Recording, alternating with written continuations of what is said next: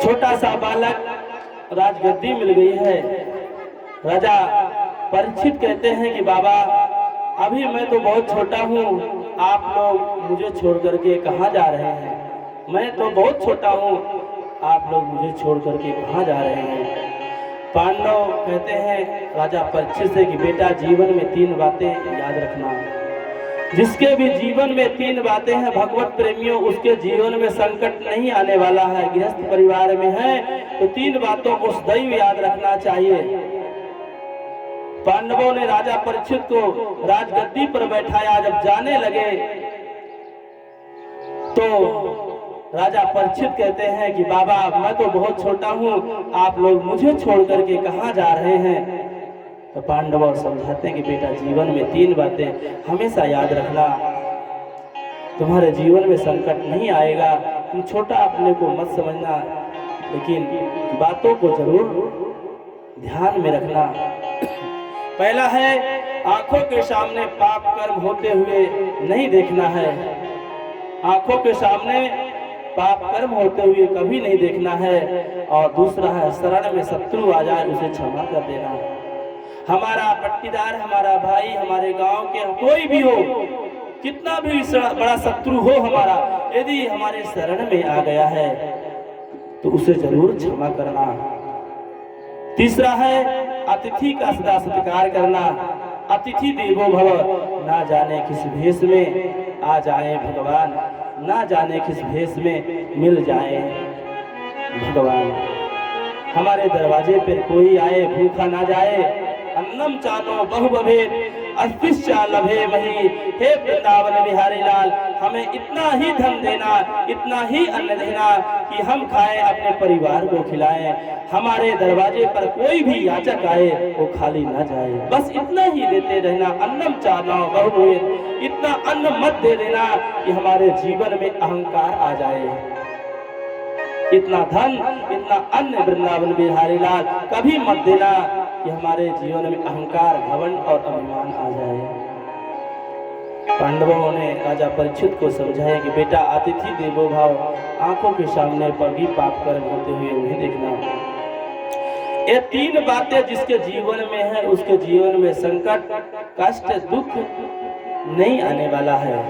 इतना कह करके 5 पांडव द्रौपदी सहित हिमालय को चले गए हैं। 4 भाइयों का प्राणांत बीच में हो गया था, द्रौपदी का भी पतन बीच में हो गया। शरीर तो केवल युधिष्ठिर का ही स्वर्ग पधारा था, उन्हें भी 1 मिनट के लिए नरक का दर्शन करना पड़ा और अंत में अपने धाम की प्राप्ति हुई थी। सज्जनों, महाराज परीक्षित बड़े ही प्रतापी राजा थे। उन्होंने अपना शासन बड़े ही सुचारू ढंग से चलाया था। कुछ समय बाद राजा परीक्षित का विवाह उत्तरा की पुत्री इरावती से हुआ था। समय अनुसार उनके 4 पुत्र हुए थे। सबसे श्रेष्ठ पुत्र का नाम था जन्मेजय।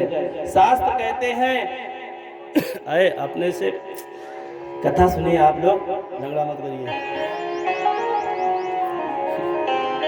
शास्त्र कहते हैं लालयेत 5 वर्षाणि, लालयेत 5 वर्ष, 5 वर्षाणि 10 वर्षाणि ताडयेत, प्राप्ते तु 16 वर्षे पुत्र मित्र वधाचरेत। लालयेत 5 वर्षाणि, बच्चे को जब 5 वर्ष तक बच्चा हो उस बच्चे को लालन पालन करना चाहिए। कोई भी संतान हो यदि 5 वर्ष का है तो 5 वर्ष तक के बच्चे को लालन पालन करना चाहिए।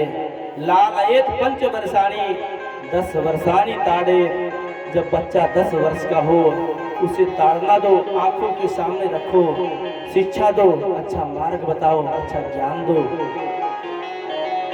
16 वर्षे प्राप्ते तो 16 वर्षे, जब बच्चा 16 वर्ष का हो जाए यानी अपने कंधे के बराबर को हो जाए तो बेटा को बेटा मत समझना, पुत्र को पुत्र मत समझना, फिर उसे मित्र समझना और मित्र की तरह उससे व्यवहार करना। जब आपके कंधे के बराबर आपका बेटा हो जाए उसे बेटा मत बोलना, उसे फिर मित्र की तरह व्यवहार करना। जैसे आप मित्र की तरह व्यवहार करते हैं, मित्र से कोई बात छिपाते नहीं हैं, मित्र से कोई बात छिपाते हैं नहीं छिपाते हैं,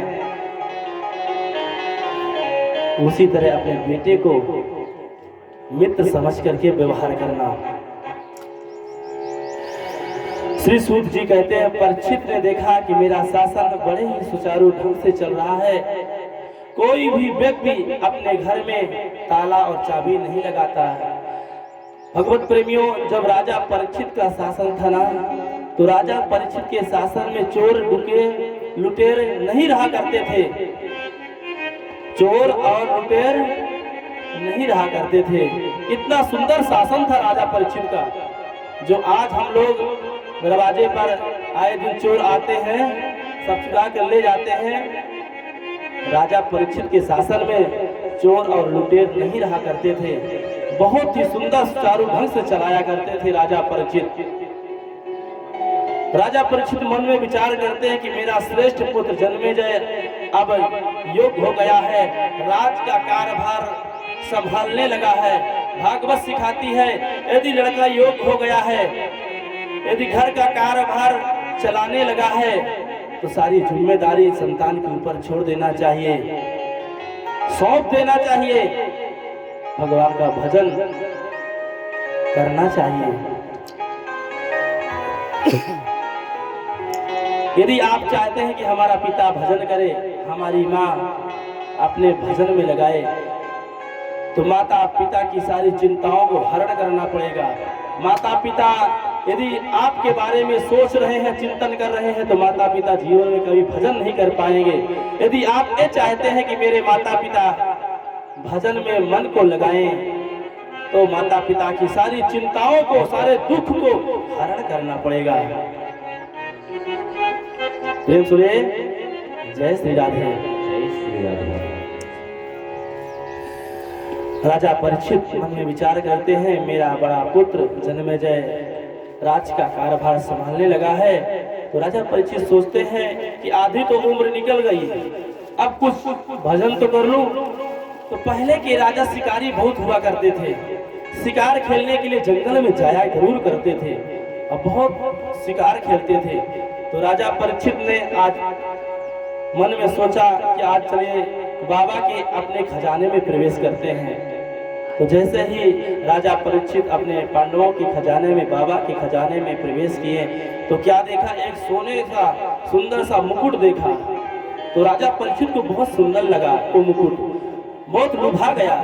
और राजा परीक्षित मन में विचार करते हैं कि आज इस मुकुट को हम पहनेंगे और इस मुकुट को पहन करके सुंदर जंगल में जाएंगे शिकार खेलने के लिए। और राजा परीक्षित उस मुकुट को पहन करके सुंदर जाते हैं शिकार खेलने के लिए जंगल में। जब जंगल में राजा परीक्षित पहुंचते हैं, तो एक दृश्य देखते हैं कि एक पैर से बैल खड़ा है, बैल के सामने गाय माता रुदन करती है और बैल उसको समझा रहा है। जंगल में जाकर यही दृश्य देखते हैं कि एक पैर से एक बैल खड़ा हुआ है और बैल के सामने गाय माता रुदन कर रही है, बैल उसको समझा रहा है। दोनों की बात राजा परीक्षित सुन रहे हैं। बंधुओं, ये बैल कोई और नहीं है, जो एक पैर से बैल खड़ा, ये बैल और कोई नहीं है, ये धर्म ही बैल है। धर्म ही, क्योंकि सतयुग में धर्म के 4 पैर थे। कितने पैर थे सतयुग में? 4 पैर थे। कौन कौन? सत्य, दया, दान और पवित्रता। सत्य, दया, दान और पवित्रता, 4 ही पैर थे। सतयुग के जाते जाते एक पैर चला गया, सतयुग समाप्त हुआ, त्रेता आया, दूसरा पैर चला गया, त्रेता के बाद द्वापर आया, तीसरा पैर चला गया।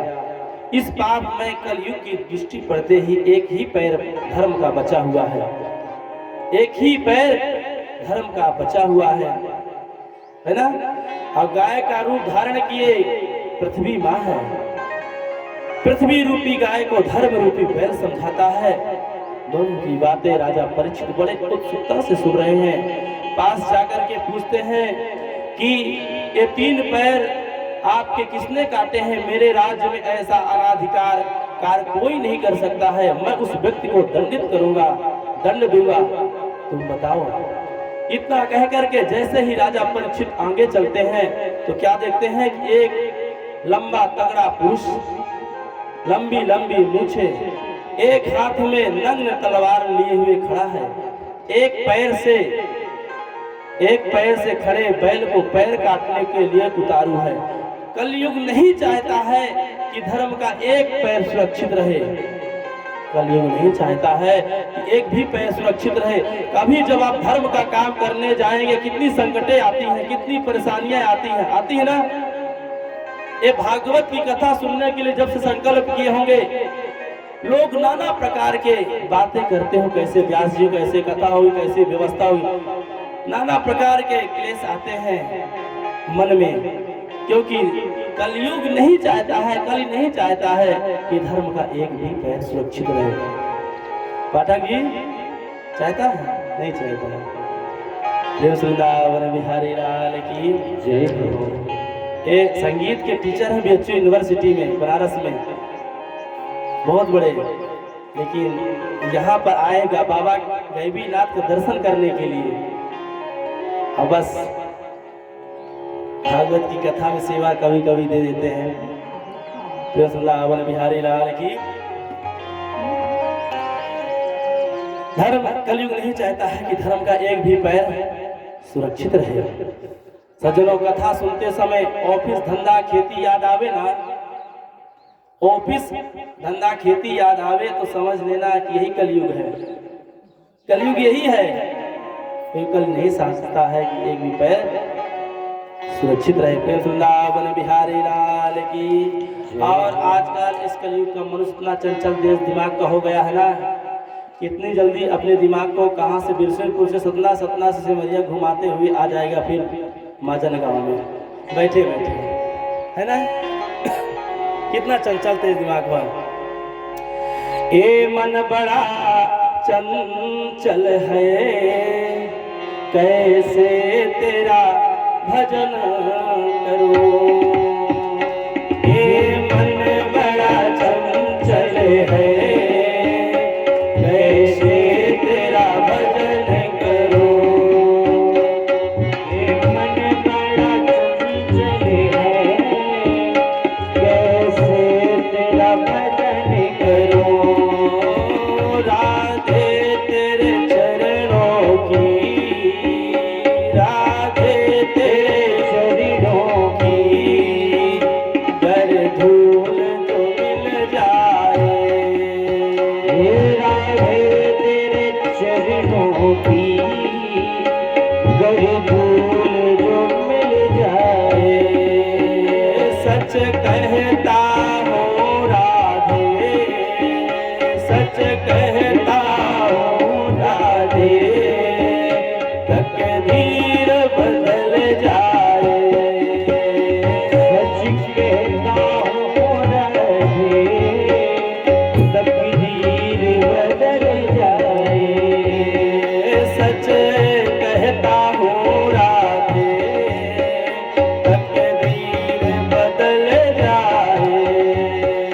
सच कहता हूँ राधे, तकदीर बदल जाए।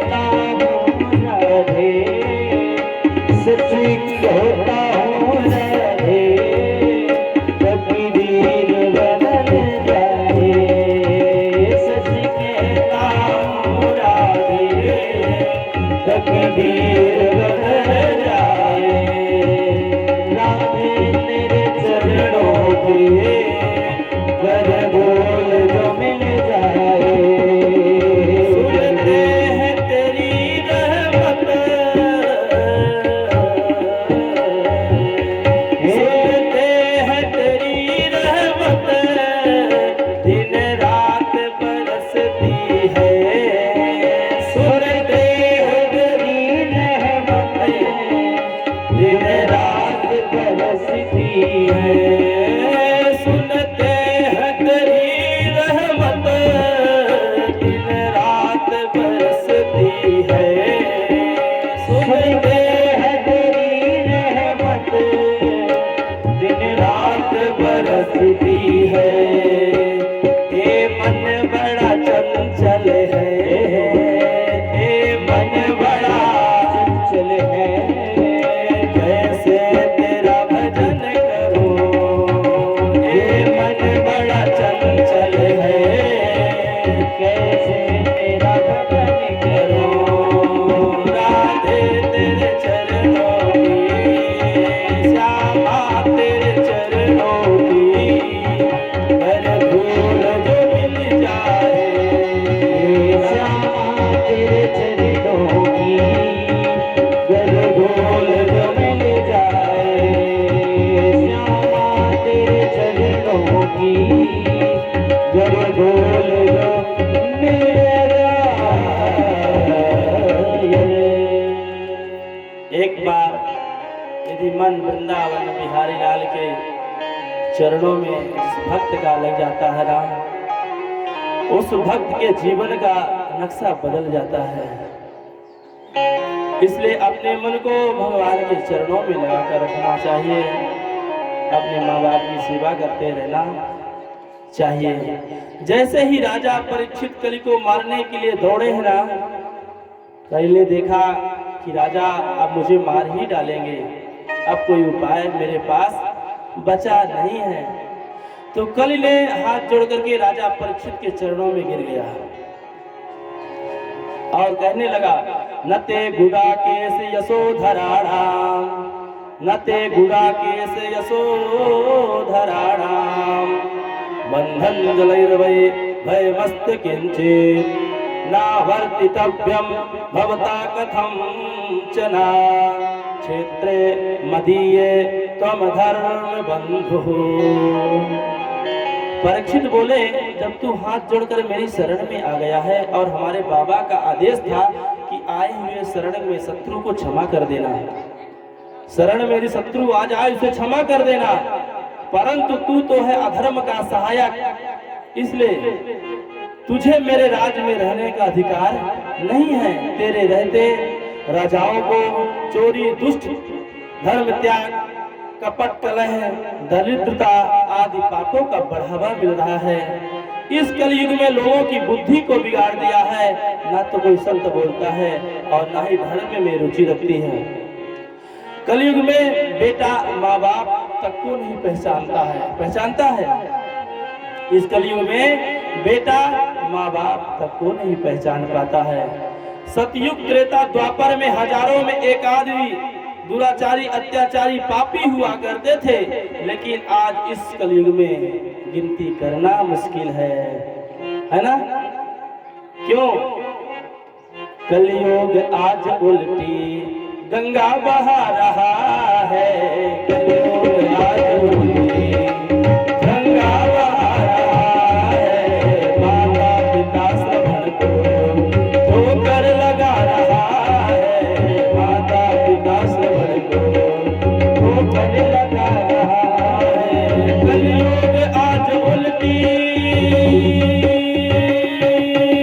गंगा बहा रहा है, कलयुग आज उल्टी गंगा बहा रहा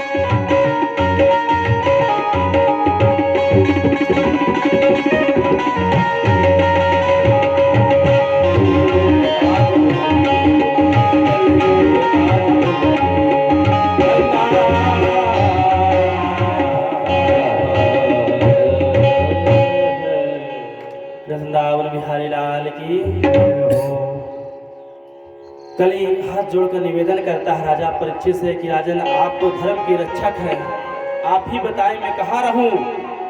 कोई एक स्थान बताइए, आप जहां कहेंगे मैं वहीं रहूंगा।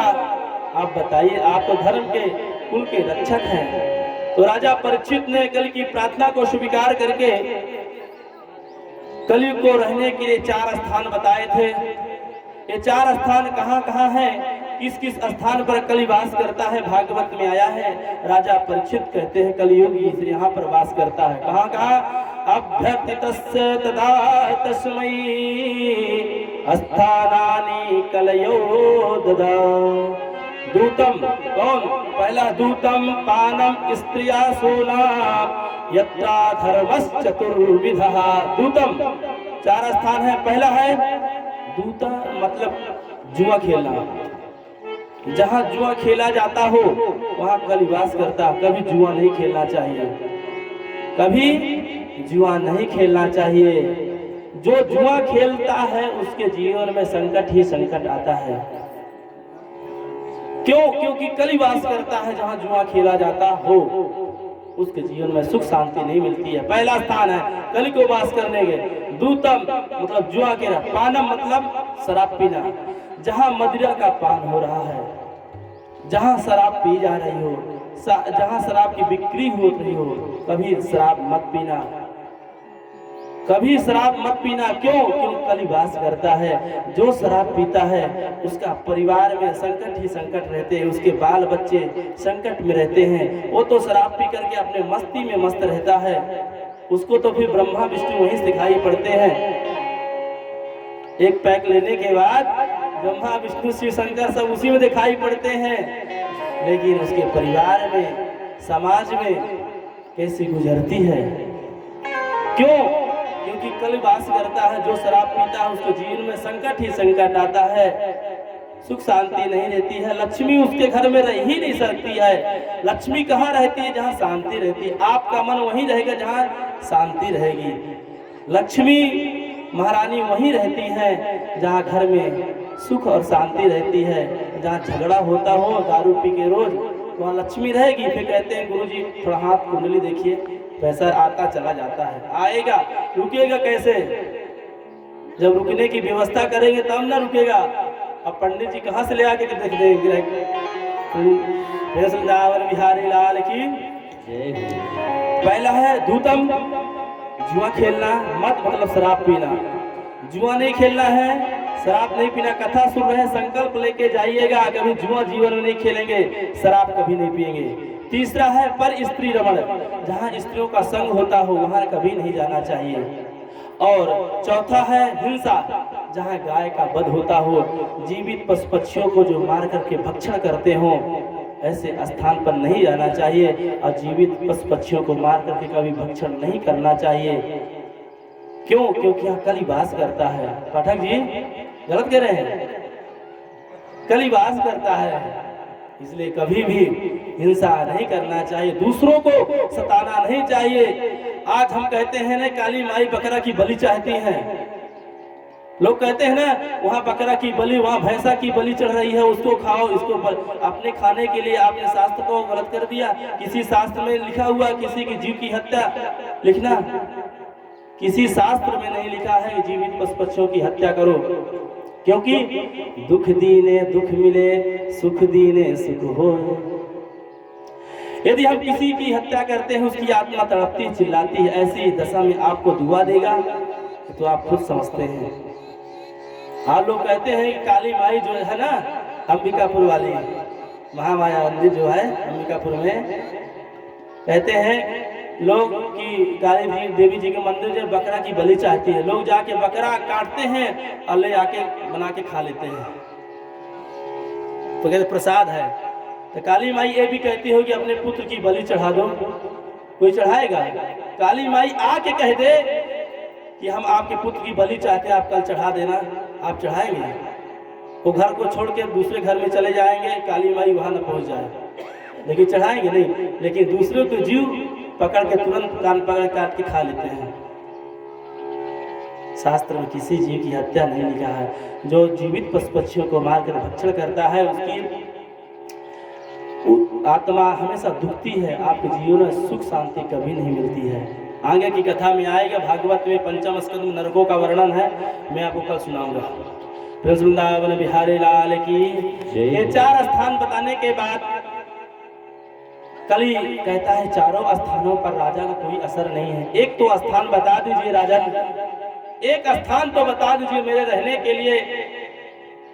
कली ने राजा का पैर पकड़ लिया तो कुछ असर राजा पर हो गया, कलयुग के छूने से कुछ असर राजा पर हो गया और राजा के मुख से निकल गया, जाओ कली तुम्हारा 5वां स्थान स्वर्ग यानी सोने में भी होगा, स्वर्ग यानी सोने में 5वां स्थान होगा। और कलयुग सूक्ष्म रूप लिया है, राजा परीक्षित के मुकुट में जाकर प्रवेश कर गया है। जो राजा परीक्षित सोने का मुकुट पहने हुए थे पाठक जी, तो कलयुग जाकर के उसी मुकुट में बैठ गया। अब आप ही बताइए, जब सोने में कल का वास होता है, हम लोग चैन पहनते हैं, हम लोग अंगूठी पहनते हैं, आप लोग मंगलसूत्र पहनते हैं, तो क्यों पहनते हैं जब कली का वास होता है? नहीं पहनना चाहिए ना। तो भागवत में लिखा हुआ है, जो नीति का कमाया हुआ धन है ना, उसमें कली वास नहीं करता है। जो मेहनत का कमाया हुआ धन है ना, उसमें कली वास नहीं करता है। जो अनीति का कमाया हुआ धन होता है, चोरी करके जो धन कमाते हैं लोग, दूसरों को लूटते हैं, झूठ बोल करके धन कमाते हैं, पैसा ले आते हैं, उसी पैसे सोना खरीदते हैं, उसमें कली वास करता है। वे कहते हैं काने की फुलिया गिर गए, कहाँ मिली है? लोग कहते हैं ना, बस यही कारण है, नीति का कमाए हुए धन में कलिवास नहीं करता है, अनीति का कमाया हुआ धन में ही कलिवास करता है। प्रेम से बोलिए वृंदावन बिहारी लाल की। और कली सूक्ष्म रूप लेता है और मुकुट में प्रवेश कर जाता है।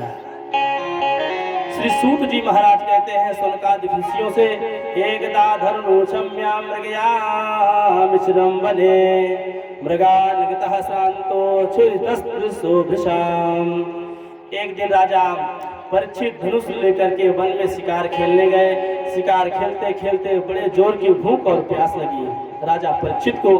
तो पास में एक समीक ऋषि का आश्रम था। समीक ऋषि के आश्रम में राजा परीक्षित जाते हैं और कहते हैं, बाबा महात्मा जी हमें जल पिलाओ, बड़ी जोर की प्यास लगी है। समीक ऋषि जो थे वो समाधि में बैठे हुए हैं। जब समाधि टूटेगी तभी तो जल मिलेगा।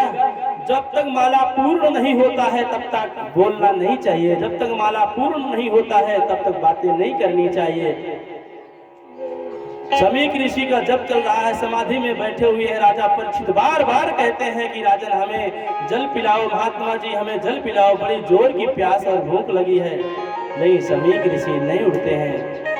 राजा परीक्षित कली को छूने से क्रोध आ जाता है और राजा परीक्षित धनुष को लेकर के चल जाते हैं। जब जाते हैं, लौटते हैं अपने नगर की ओर, तो राह में रास्ते में एक मरा हुआ सर्प पड़ा हुआ था।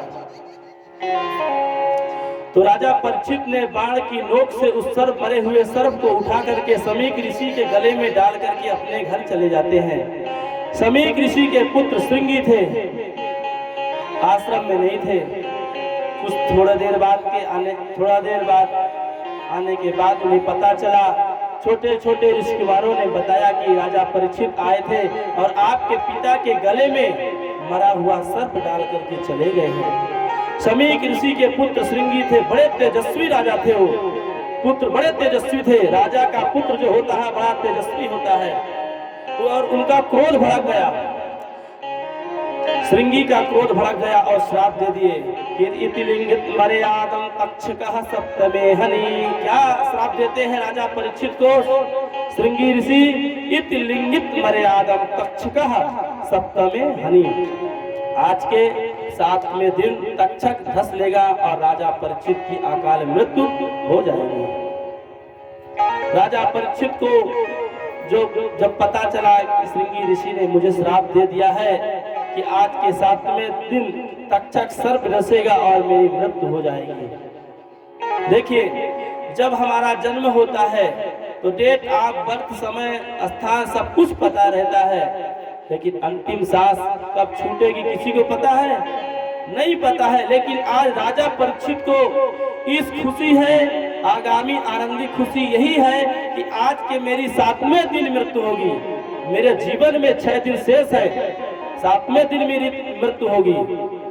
राजा परीक्षित घबराए नहीं, मंत्री को कहा कि हमारे श्रेष्ठ पुत्र जन्मेजय को आज ही राजगद्दी पर बैठाने की व्यवस्था करो, और तुरंत ही उन्हें गद्दी पर बैठाया गया। महाराज परीक्षित अपने ग्रह का परित्याग करके वन में चले जाते हैं और गंगा के तट पर जाकर के आसन लगाकर बैठ जाते हैं। अत्र वसिष्ठस्य वनः सरत्वा नरेष्टने मयि भृगुरांगिराशा परासरोगाति सुतोतरामा मेघातिथिर्दे वलयाष्टबेडो भारद्वजो गौतमः पलादा। बड़े बड़े संतों को पता चला अत्रि वसिष्ठस्य शरद दुर्गः परासरोगात् स्तोत रामः। बड़े बड़े संतों को पता चला अत्रि वशिष्ठ चौवन गौत देव राजा दुर्वासा सभी महात्मा लोग आते हैं और राजा परीक्षित ने सभी महात्माओं को पूजन करते हैं, वंदन करते हैं और एक ही प्रश्न पूछते हैं सभी महात्माओं से, विद्वानों से कि जिसकी भी मृत्यु आज के 7वें दिन हो उस जीव को करना क्या चाहिए। राजा परीक्षित यह भी पूछ सकते थे कि हमारी मृत्यु आज के 7वें दिन होने वाली, हमें क्या उपाय है, क्या करना चाहिए हमको।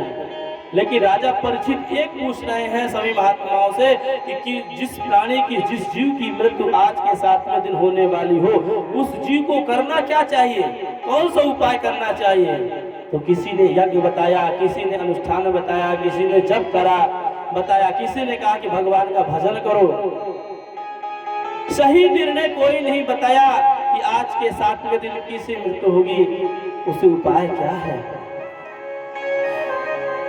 सुखदेव जी समाधि में बैठे हैं, समाधि टूटी है, मन कहता है चलो राजा परीक्षित के पास चले। तत्रा भवन भगवान व्यास पुत्रो यदृक्षयः गामत् मनोनपेक्षः अलक्ष्य लिंगो निजलाभ दुष्टो गतश्चवालय रवदूत वेशः।